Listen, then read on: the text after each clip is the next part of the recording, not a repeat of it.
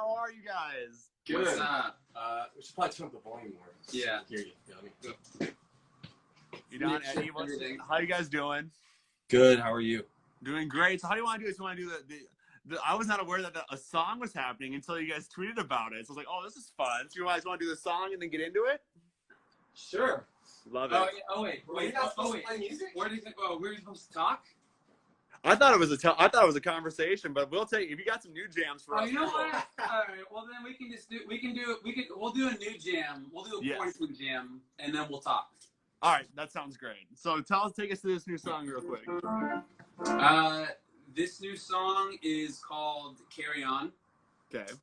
And what else about it? It's just ironic because of what is going on right now in quarantine world. Yeah. And we wrote it a few months ago, just about trying to carry on when shit hits the fan. And right now, I feel like the whole world is just trying to carry on because shit has hit the proverbial fan. It's everywhere.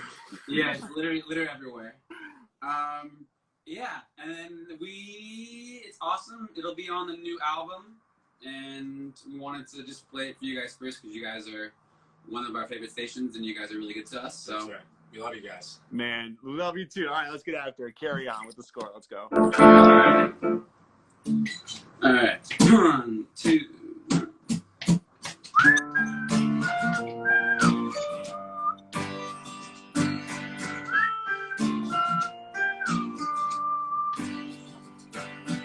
Here I go again, back to where it all began. Tried my best to be what they want, but in the end, I swear I'm always hearing the same old story. Had it up to here cause it's getting boring. Here I go again, here I go. When I'm falling down, I carry on. When it's cold in this wild, wild world, everyone's trying to dig the grave. I carry on. When you're told you don't fit the mold, now everybody's gotta say, I carry on. When the madness all around us starts to take its toll, I carry on. It's a long, dark, winding road, oh, but I carry on.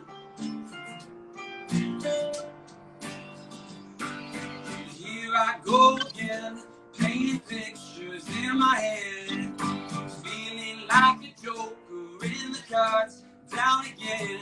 Oh, bet against the house, losing all my senses. Never want to end without playing reckless. Here I go again, here I go. When I'm falling down, I carry on. When it's cold in this wild, wild world, everyone's trying to dig your grave. I carry on. When you're told you don't fit the mold, now everybody's gotta say, I carry on. When the madness all around us starts to take its toll, I carry on. It's a long, dark, winding road, oh, but I carry on, I carry on, I carry on, I carry on. When I'm falling down,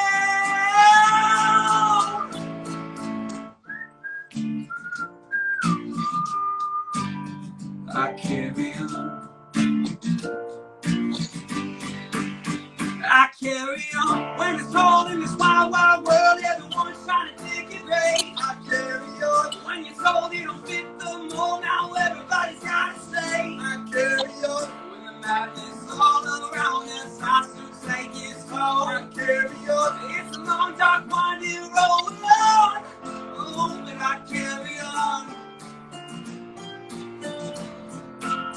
I carry on. I carry on. Oh shit! You guys got one. That's phenomenal. Thank you, man. Thank you so much for sharing that. So as you go, you guys are started out as producers, and you're playing an acoustic song right now. I want to know like the difference and the things you had to overcome when taking a song from an idea to a full fleshed out idea. Is it going to be that stripped back, fully recorded, or is there more added to it?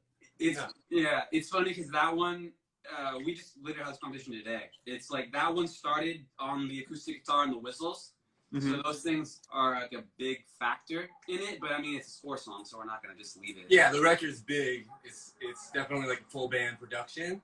Yeah. But it was really refreshing to try to come up with this version for you on Instagram Live, because it shows that the song still holds up just acoustic. It feels so good, and that's a great sign.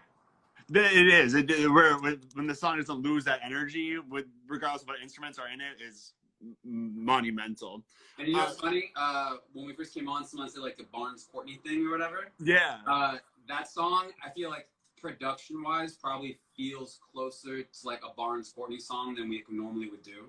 But I mean, for us, like this new batch of songs we're working on, we're trying to be a little more like organic and just be different on this album than we have been in the past. So it was kind of ironic to hear that comment or see the comment. I know, right? I'm eating my words now. I can totally hear it.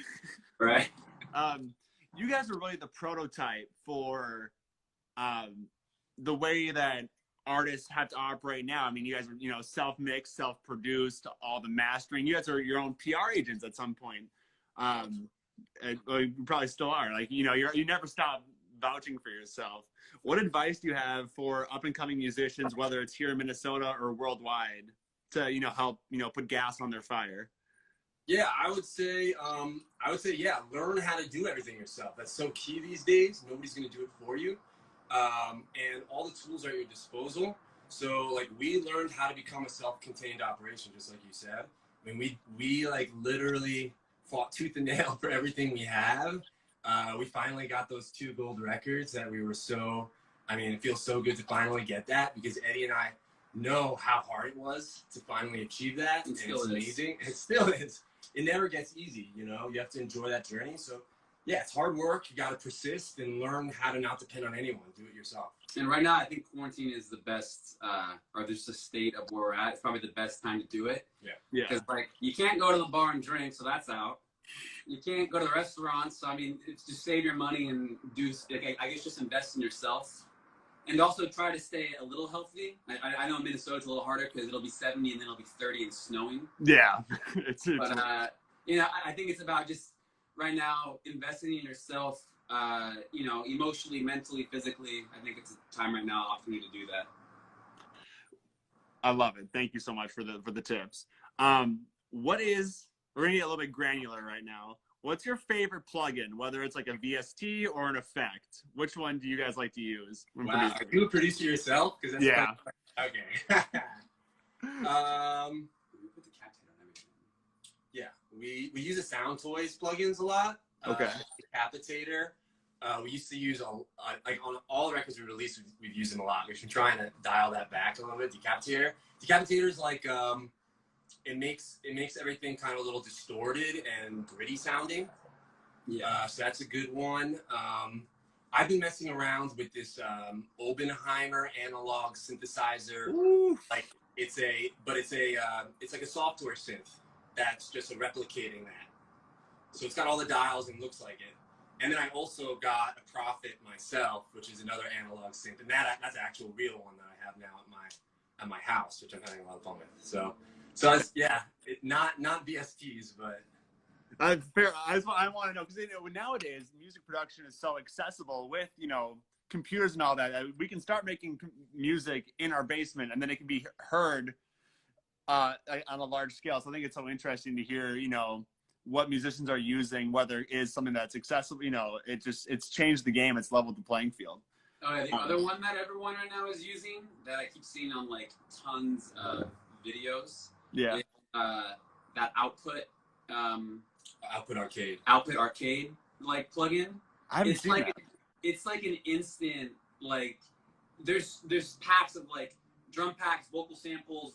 Literally, you can make a song in like 30 minutes on a loop on there that sounds like The Weeknd. It's a subscription model. Yeah. So you pay monthly, like $15 a month or something like that. Output should be paying for us for this. And then it just gives you all the packs. It's just ideas. Like you can get inspired to start a song. But the presets are hilarious. Like you just press the one thing, like, oh, that sounds like a Spotify song. It's probably because it was. Really? Probably it was. Like somebody used that to make a song, How do you feel about that with like presets and loops? Because things like Splice, where you can just go in and download a melody. Do you think that enhances creativity given the accessibility, or do you think it's a little? I don't know. Maybe we're a little old school in that way. Like I find that whenever we try to use those things too much, we get locked in and it doesn't work out. It's much easier to start from piano and guitar and then build something around that rather than vice versa. Yeah, I think it also depends on the genre of music you're in. Like for us, being in like a rock world, you know, whatever, the song, it has to stay on its own. Like you can't really hide behind like the cool vocal chops. Yeah. But I mean, a lot of like vibey Spotify stuff and like urban stuff, whatever, like thrives on, you know, those type of samples. So I mean, whatever. I mean, a good song is a good song. It's gonna rise up no matter what, whether it's chopped up or not chopped up. What's a piece of gear in the studio that you cannot live without? The laptop. Yeah, I need a laptop. That's a cheat. That's cheap. And the universal, we use universal audio interface. You know, like that's how we plug in our microphones and our instruments and record is with universal audio Apollo. Dude, you literally can make full records with the Apollo, the laptop, like a MIDI controller, looks like a MIDI controller, and like one guitar. It's a beautiful thing, man. It's beautiful. Back in the day, you guys did a bunch of covers for Score Sundays. What did you learn from doing all those covers? What did we learn? Yeah. How to not look like idiots on camera. Well, we actually still do, so that's it.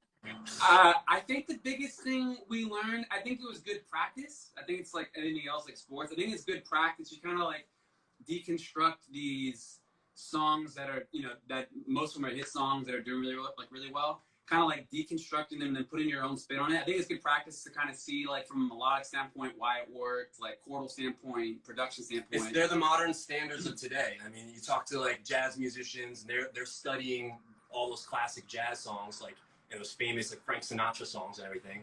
Yeah. But these are our standards, you know. So that's sort of what we did. That's great. That reminds you, just looking back to my days in jazz band, how we're going through all Dave Brubeck songs, and I'll sit down and play something, and I'll like, hey, that's awesome. I'll like take 5. And, yeah, exactly. That's great. What can you tell us about the new record? We're excited, man. We wrote a lot of it after we had come back from Europe last summer, and so I think being in Europe and playing these like big festivals and these bigger rooms than we've played before, it really kind of made us feel like the rock and roll aspects of like music. So I think there's a lot more, like there's more organic drums in this album. The songs are still Score songs, but we wanted to get a little bit more personal with some of them. I mean, what else? Like sonically, it's a good way to describe it. Yeah, sonically. Who fighted this one? Yeah, we actually had a call with, this morning, we had a call with a bio writer who's like, you know, every time we put out a new like album cycle or whatever, they need to like have a biographer guy interview you, and so they can write a bio for you. And he came up with the term Foo Fighters in the age of Kanye. Would be the way to describe this new music. Yeah, it's a lot more. Yeah.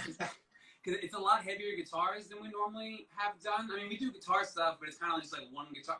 This is like, there's songs on it that kind of sound like the Hives, circa like 2004. There's our single we have coming out very soon is like really guitar and bass heavy. Also incorporates like real drums, but there's also the, you know, like the sample stuff that kind of pulls it into that Kanye world, I guess. I mean, it's 2020. I mean, you know, there's gonna be some programmed drums in there. Give it some groove, right? Dude, this is like verbatim the conversation we just had like 2 hours. Yeah, I feel like we're well prepared for this. Yeah, it was, because they're like, you guys are a rock band in 2020. Dang, I'm sorry for being a parrot. Then that's my bad. Is it in quarantine? Is it all creativity all the time, or do you have any time to, you know, sit back and watch something that you've been putting off? You know, what are, you know, less the score and more Edon and Eddie? Are you guys finding time to relax a little bit? Yeah, I mean, when the whole thing first started, we were on tour, and we had to cancel the end of our tour. So we canceled. Well, we didn't cancel it. We postponed it because those shows are being rescheduled for the fall. So it sucked. We missed those 4 shows, and we had to fly back here. And then for about a week or so, or a week or 2, we stayed separate to like figure everything out because it was crazy when the whole quarantine things were first like going down. And then we started working together and seeing each other's studio. We realized we both tested negative and we trust each other. I mean, plus, like our work model really hasn't changed like that much with like because the point you brought up earlier, like being kind of self-contained and doing a lot around anyway, it hasn't really changed significantly. I mean, for fun though, I mean, I don't know. I've been like, it sucks because I can't go to the gym, so it's like trying to get creative of like ways to work out, and then just Netflix binging. Like, I mean, the Ozarks and fucking Tiger King. Casa de Papel. Oh yeah, Tiger King.